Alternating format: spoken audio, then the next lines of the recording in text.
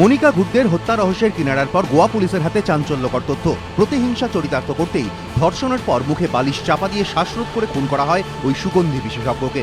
খুনি রাজকুমার সিংহ, মনিকার আবাসনেরই প্রাক্তন নিরাপত্তারক্ষী। ধর্ষণ করে লুটপাটের পর খুন করার অভিযোগে গত 8ই অক্টোবর তাকে গ্রেফতার করেছে গোয়া পুলিশ। পুলিশের দাবি, জেরার মুখে পাঞ্জাবের ভাতিন্দার বাসিন্দা রাজকুমার জানিয়েছে প্রতিশোধ নেওয়ার জন্যই সে ধর্ষণ করে খুন করেছে মনিকাকে। কিন্তু কিসের প্রতিশোধ নিতে চেয়েছিল রাজকুমার? পুলিশ জানতে পেরেছে, গোয়ার অভিজাত সাঙ্গোল্ডা ভিলেজ আবাসনে একাই থাকতেন নাগপুরের বাসিন্দা সুগন্ধি বিশেষজ্ঞ 39 বছরের মনিকা ঘুরদে।